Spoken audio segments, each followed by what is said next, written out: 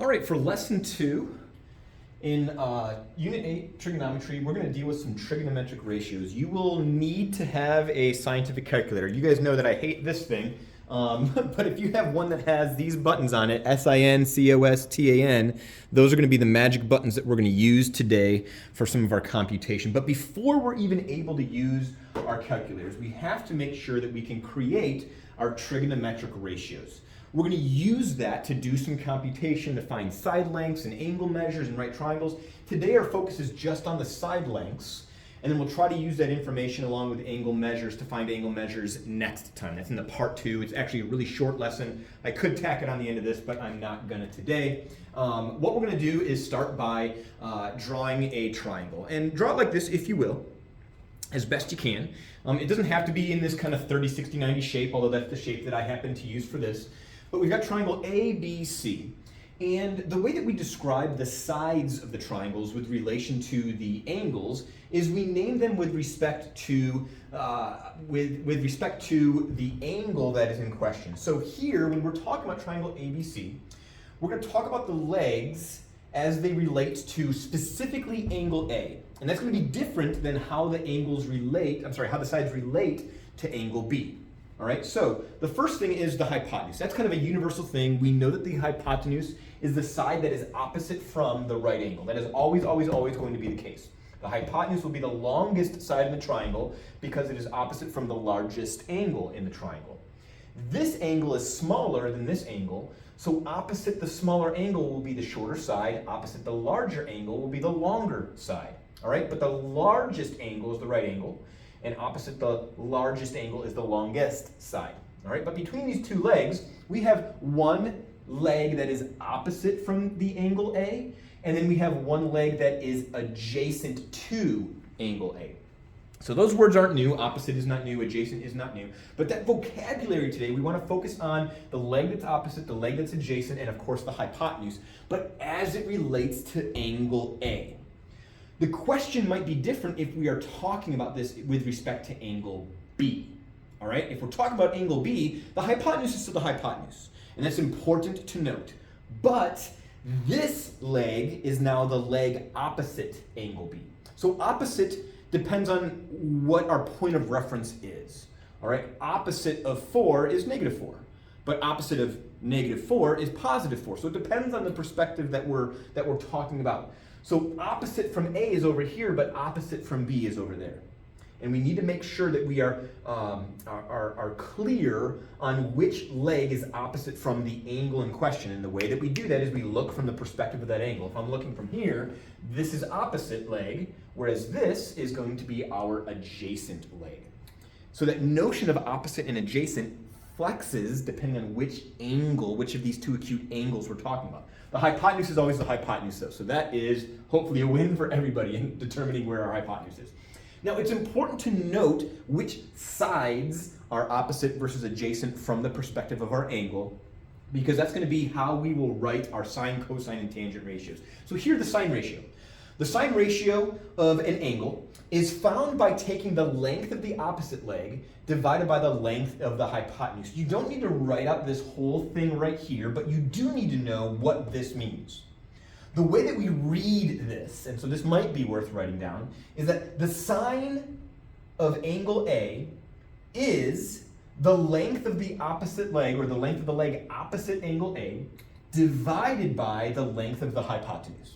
All right? This is how we will define the sine of angle A. Again, it looks like it says sin, and we don't pronounce abbreviations. We don't say sin equals op over hype. No, we don't say that. We can write that. That's a great abbreviation.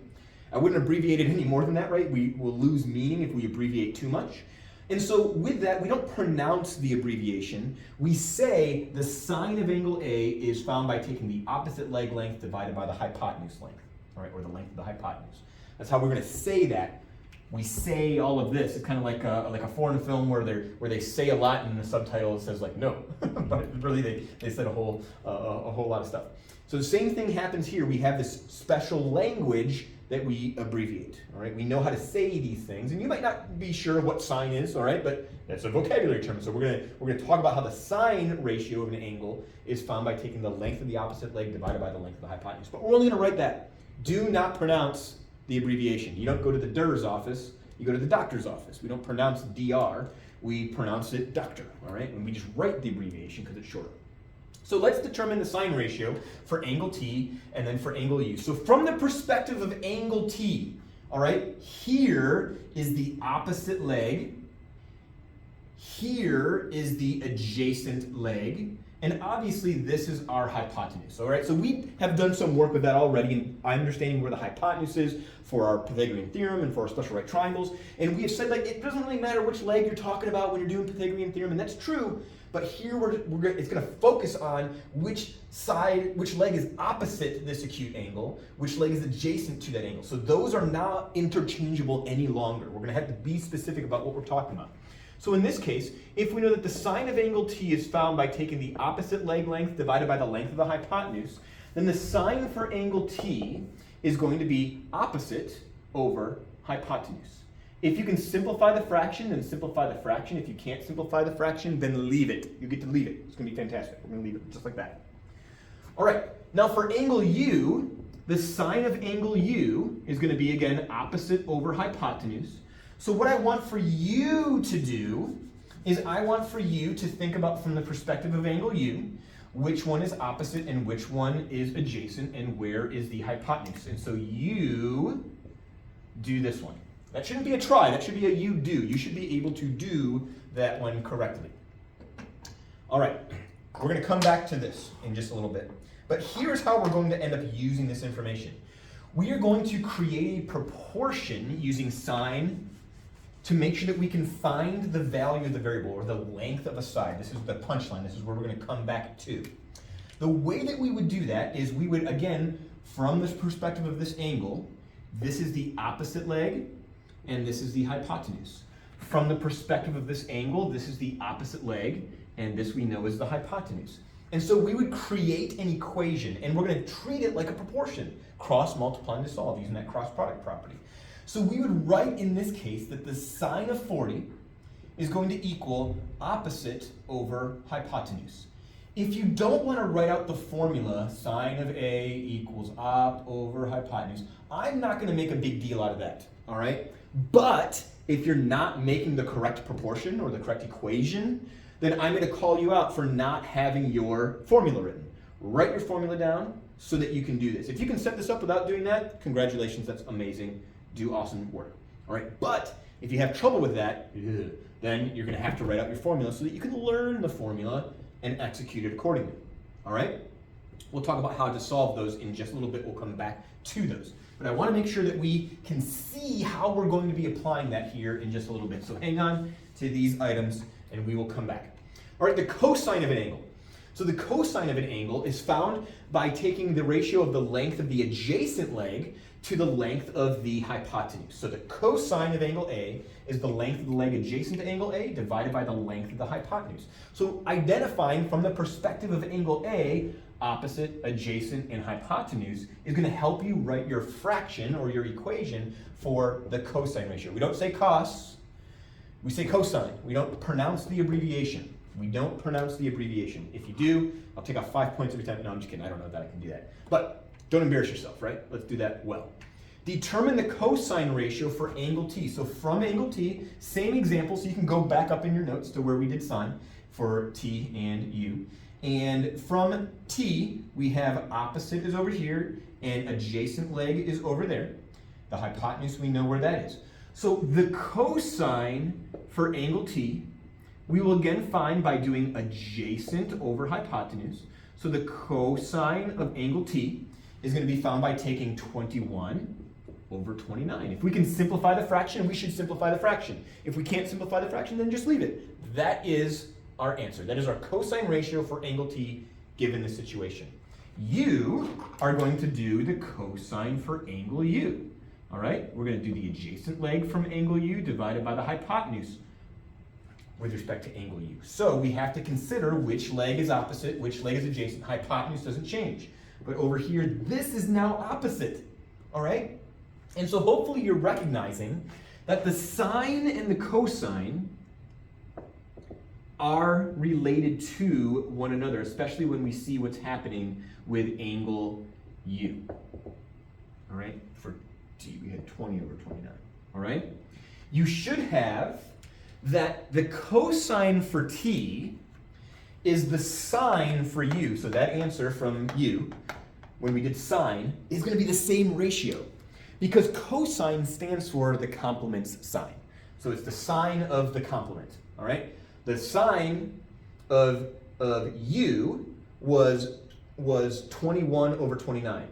The complement sine for T, right? The cosine of T is 21 over 29. It's the same thing as the sine of U because it's the complements. U's complement is T, T's complement is U, and it's the complement's sine. So that should help you answer that question for what angle U is referring to.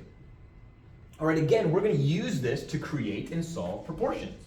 All right, so the goal here is to be able to identify from the perspective of this angle, this is my adjacent leg, this is the opposite leg, and this is the hypotenuse. So I know that the cosine of the angle is equal to adjacent over hypotenuse, all right? Or maybe I need to write out the formula adjacent over hypotenuse. And like I said, I'm not going to be a stickler about that, but if you don't know, if you set that up correctly, then you get to write the formula, all right? So write the formula down, set yourself up for success.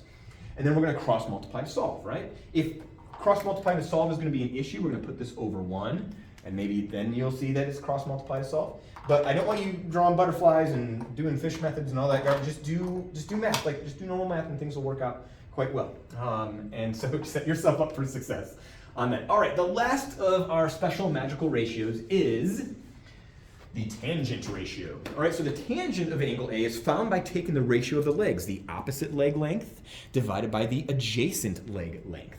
And so there's no hypotenuse featured in this. We might know what the hypotenuse is, but if we're going to use the tangent ratio, then we're going to work accordingly. And we'll have some decision making to make here towards the end. But here, the tangent for T is found by taking opposite leg length over the adjacent leg length. The tangent for U is found by taking the opposite leg length over the adjacent leg length. And so from angle T, we have opposite and we have adjacent. And so the tangent for angle T is going to be opposite over adjacent. All right? That is our ratio for the tangent for angle T. Can you find the tangent for angle U? All right? And then what do you notice about these? I'm going to ask that question. What do you notice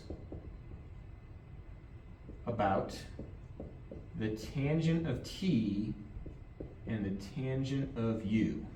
All right? What do you notice about those? I want you to think on that, and I want you to answer that question. All right? Answer that one. All right, and then that's going to give us the opportunity to create and solve some proportions. I don't know why this one's not highlighted yellow. The other ones were. What did you do, Mr. Hibbett? Did you change the formatting?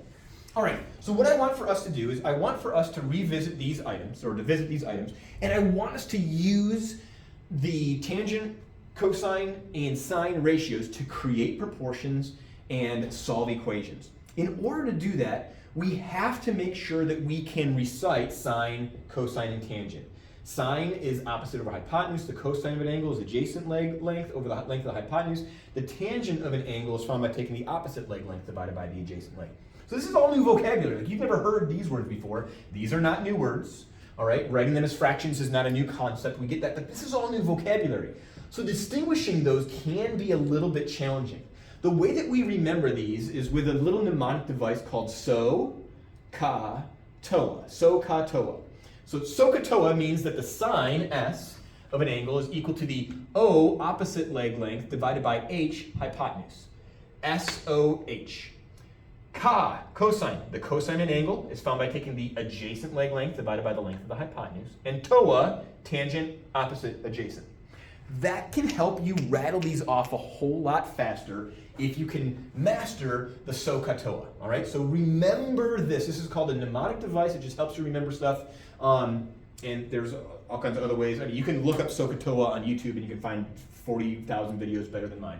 All right, but the punchline here is, can we use it? And in order to do that, we have to think. And this, again, there's some doing. In a little bit, I'm going to show you, we're going to use sine for this one. We're going to use cosine for this one. We're going to use tangent for this one. And I'm going to tell you that in the examples. But when you're doing your work, you're going to have to figure out, which one am I going to use? Am I going to use sine? Or am I going to use cosine? Or am I going to use tangent? In order to do that, you've got to think about what angle or angles you have. If you have both angles, you can pick either angle's perspective to work from, all right? Which is awesome stuff. If you're given one angle, but you know it's a right triangle, you can find the other angle, that works as well. But you have to think about which side lengths you have. Do you have the leg opposite the given angle? Do you have the leg adjacent to the given angle? Or do you have the hypotenuse? Now you need two of those, right? But one of them might be a variable. And that's okay if one of them is a variable. That's what we're solving for today, is the length of one of those segments. So when I say, do you have the hypotenuse? If your hypotenuse is y, like it was just a little bit ago, then we can use y as a length, all right? And then we will solve for y. Maybe x or y or a or b or c is one of the leg lengths, and that's okay. We just have to know in this case that we have a right triangle with an angle measure. And then we're just basically trading a piece of information for another. So you should have at least two of these three, and by have, again, I mean one of them might be a variable, but you would have that, and you could use that in your work to create your equations. So this is the thinking component, all right? Now for our work, we're gonna try to remove a little bit of that thinking for right now, all right? And I know that removing the thinking in some of these examples is a little dangerous because I'm gonna ask you to think in class, all right? So I'm gonna remove a little bit of that thinking saying, hey, we're gonna use sine. But let's pretend I didn't tell you which one to use. How do you know that you're going to use sine? Well, from the perspective of this angle, I've got opposite, I've got adjacent, and I've got hypotenuse. Well, here I have a number or a variable. Here I have a number or a variable. Here I don't have anything. All right, I just know that it's the adjacent length, but I don't have any side length, any measure. So we're going to create an equation here. I'm going to say that the sine, since I've got opposite and hypotenuse, yay, I know I'm going to use SOH. Sine of an angle is opposite over hypotenuse. And we're going to say the sine of 40 is equal to opposite over hypotenuse. If you can create the equation, folks, you can solve the equation. All right? And we'll talk about solving it. We're going to have to use our calculators. Again, the sine of an angle is found by taking opposite over hypotenuse. That's our formula. From this angle, we've got opposite, we've got hypotenuse. We do not have adjacent, all right? The information's not there. But I've got opposite and I've got hypotenuse. So the sine of 51 is equal to opposite over hypotenuse. All right? So in that, here we have the variables on top. Here we have the variables on bottom. Does that change our work at all? Not really. It might involve a little bit of an extra step of thinking. Because if we understand that this is just a proportion where we can cross multiply to solve, then we are solid. Now, one of the things that's going to happen in your calculator is your calculator is going to put parentheses around the angle measure. All right? That's very important. I don't usually write those out, but if you need to write them out, then I want you to do that. All right? But when we cross multiply to solve here, we're going to have 12 times the sine of 40. And then we have 1 times x. All right, over here, I'm going to have x times the sine of 51, and I'm going to have 1 times 24. Now, what's important to note is that I'm not doing 12 times 40, right? This is the sine of 40. It's not 40 something else. I'm not doing 12 times 40. I'm doing 12 times the sine of 40. Because the sine of 40 has a specific value, all right? And in your calculator, before we get crazy here, you need to make sure of one thing. Let's see if we can see where it says DEG. You need to make sure that you're in degrees mode. If you're not, press this DRG button, and that'll change it to degrees, radians, etc. We want to use degrees mode. All right, because if you take the sine of 40, it's going to give us this crazy wonky decimal. All right, and if you're in the wrong mode, then it's going to give you the wrong output. And I don't want you to have the wrong output, so make sure that you're in degrees mode. If you have a different calculator, then you can go through the mode menu and you should be able to fix that. If you have questions, come see me. But with this, we're not taking 12 times 40, right, to get this really big number. we're taking 12 times the sine of 40. So we want to make sure that we do a good job with that. Now, multiplication is commutative. Many of you would have read that and said, why didn't you do the sine of 40 times 12? And let me show you. So when I do 12 times the sine of 40, I'm trying to get that glare off there, I'm going to get a number that seems reasonable. 7.71345. How far should we round? Let's round to, what, 1 decimal place? We're going to use the approximate symbol. These are approximately equal to 7.7. Does it make sense that this is approximately 7.7? If this is 12, this is a little bit less than 8. Does that kind of make sense based on the picture? Yeah, you're not going to get something that's 17 or 7,000.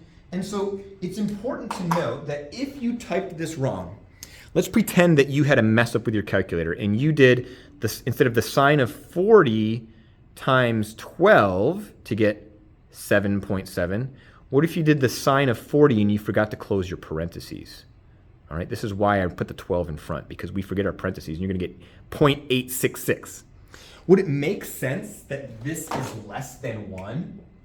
No, it wouldn't make sense that this side would be less than 1, right? That'd be teeny tiny. I know that these pictures aren't always to scale, but less than 1 would be about this big. That wouldn't work, all right? So we have to make sure that we do a very good job with our calculators. Our calculators are going to do a lot of the work for us, but we have to tell the calculators what to do, all right? Over here on this one, x isn't by itself, so now we need to divide both sides, not by 51. This is not 51. It's the sine of 51 degrees. And so we're going to divide both sides by the sine of 51, and we're going to let our calculator approximate that for us. So I'm going to type in my calculator 24 divided by the sine of 51. And when I do that, it tells me my output is 30.88. So I'm going to call that 30.9. All right? X is approximately 30.9. Does it make sense that this would be 30.9? That it'd be bigger than 24? Hopefully your answer is yes. It should be bigger than the hypotenuse. It shouldn't be crazy big. It shouldn't be 300. Like 300 would seem like a lot, wouldn't it? And so we want to think about the accuracy or the validity of our answer. You're not going to know if it's exact like that. I mean, it's not exact, right? It's 3.882229.5. And forever and ever. These are irrational numbers, and so they're not going to work out quite nicely all the time. Most of the time, they're not going to work out nicely. Other times, they might work out where you get an exact decimal value, and we'll chat about some of those, especially as they relate to our special right triangles. The cosine examples. So let's take a look at our cosine examples. How do we know that we're going to use cosine here? Well, because from our angle, we have the adjacent and we have the hypotenuse. We have the adjacent and we have, I know we don't know what y is, but we have y. We at least have a variable there. So we're going to write the cosine of the angle is equal to adjacent over hypotenuse. Again, if you don't know how to make your fraction, then you get to write the formula, all right? Writing the formula is not a bad thing, all right? So if you were to write the cosine of an angle is the adjacent leg over the length of the hypotenuse, then you will create your equation. Cosine of 50 equals 20 over y. Here, cosine of 39 equals y over 10. Again, the variables on top versus the variables on bottom. What do we do? Well, again, we think of this as a cross product, right? Cross multiply to solve, just like we did last unit. I get 10 times the cosine of 39. Write that in front, please. You're going to set yourself up for success if you do 10 times the cosine of 39, because most of us are kind of sloppy and don't close that parenthesis. So I don't want you to mess that up. And so you should be able to approximate what y is using your calculator. But here, when you multiply both sides by y and both sides by 1, you find out that y times the cosine of 50 is 20. Well, I have to figure out what y is. I got to get y by itself, so I have another step. I've got to divide by the cosine of 50 degrees. All right, and then that will let me approximate what y equals. And I'm going to let my calculator do that work. So for this one, I'm going to do this one. Whoops. And I'm going to get 7.78. Oh, I'm sorry, how about 7.8? For our y value. Over here, I want you to type in your calculator. And then you approximate, you round it to 1 decimal place. If you want to be more precise than me and round it to 2 decimal places, that sounds fantastic. Go for that. All right, for tangent, how do we know it's going to be tangent? All right, now on this one, we want to make sure that we set up our equations correctly. So from this perspective, this is opposite leg, this is adjacent leg. I know that the tangent of an angle is found by taking the opposite leg length divided by the adjacent leg length. So, in this case, the tangent of 43 degrees is going to equal opposite over adjacent. Over here, the tangent of the angle is found by taking the opposite leg length over the adjacent leg length. I want for you to write the actual equation, and I also want you to solve the actual equation. Over here, I want you to solve. You are going to use the tangent button, but you need to do work over here on your paper, and the tangent button is right next to the cosine button, right? It says TAN is how we abbreviate tangent. You'll notice that there's some little sign with a -1, cosine -1, tangent -1 in the, if you press that blue key. We're going to talk about that next time. But for these folks, I would love, love, love for you to solve this one that's set up for you. You just have to do the work to solve it. This one, I want you to write out the equation using the numbers and variables. I want you to do the steps to solve it and then approximate it with your calculator. Please, please let me know if SOH CAH TOA doesn't jive well with you. If you need additional explanation, come see me during the seminar, and we'll take good care of you. We'll talk about angle measures next time, but you should be able to, at this point, find the lengths of sides of triangles, of right triangles, using sine, cosine, and tangent.